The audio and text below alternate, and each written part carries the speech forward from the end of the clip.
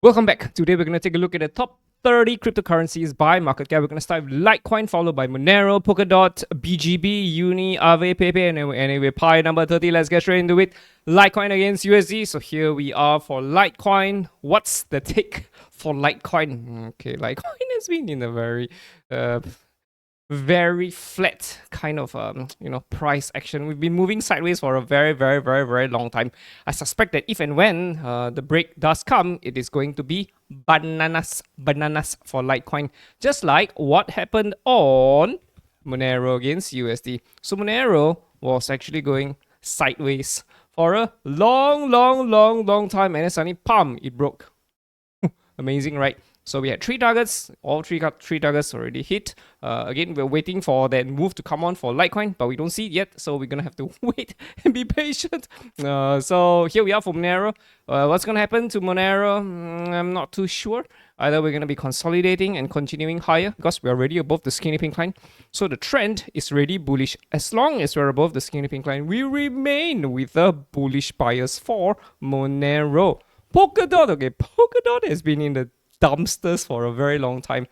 We failed to stay above the skinny pink line. We did break it, but we came back down and we keep forming lower highs, yeah, and lower lows, we just keep getting lower highs and lower lows, and it's like, it's bad news, bros. It's not bad news. Maybe after we hit $3, a round number, we might get some sort of a rally, but overall, it's still fairly weak to me, so I would stay safe. BitGet BGB against USD. So BitGet, in my opinion, is completing what looks like a head and shoulders. In the bigger, time frame, the bigger look, right? This looks to me like a descending triangle as well. So I don't know. There could be something coming on for BitGet. I'm not too sure myself. But technically, we're still above the skinny pink line, which means that the trend is still bullish.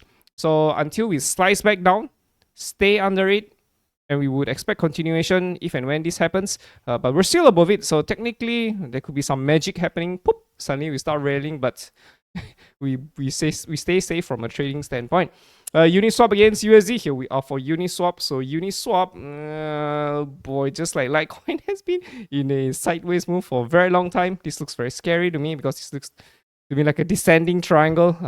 But this is Uniswap. This is Ethereum's main exchange. So how can Uniswap be, very unlikely. I don't know, there could be something happening, but very unlikely Uniswap does this. It's not impossible, but very unlikely. So we are anticipating Uniswap to eventually head back higher. But the price action is just, I will consider it as lackluster. We're anticipating the possibility of Uniswap coming back towards this noisy area, but we're still not entirely sure. So yeah, there's nothing for us from a trading standpoint, right? The only time we had a nice high quality chart pattern was over here when we had a descending triangle pump, right? Other than that, there's nothing. I don't see anything for Uniswap.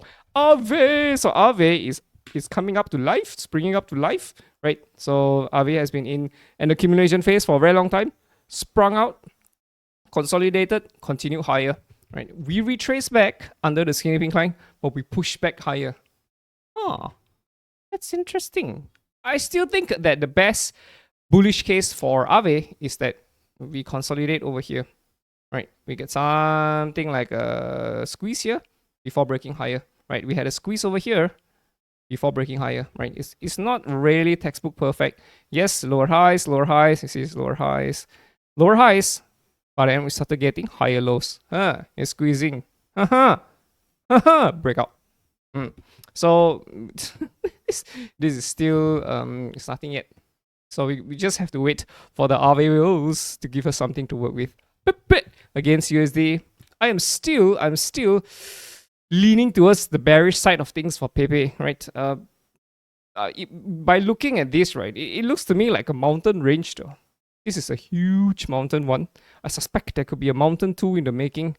Unless, of course, if PEPE does rally back higher. But the chart pattern just really isn't there. Right? It isn't really what I would consider as a high quality chart pattern.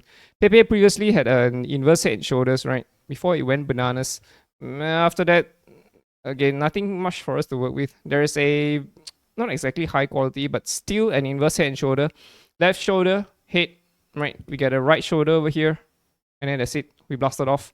After that, yeah, nothing much. So we are going to stay safe. Pi network against USD. Mining from your mobile. So anything for Pi network, we're 50 cents. Is Pi network overvalued at 3.5 billion? Yes, it is. Highly overvalued. So we're looking for shorts, but we don't see the chart pattern yet. So unless, of course, we do something like this. Okay, then after that, we will consider shorting Pi.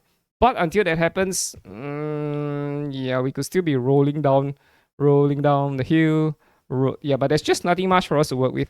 So we're not going to be forcing anything for Pi Network. All right, boys and girls, that's it for the top 30. Hope you guys enjoyed it. See you in the next one. Ta-ta.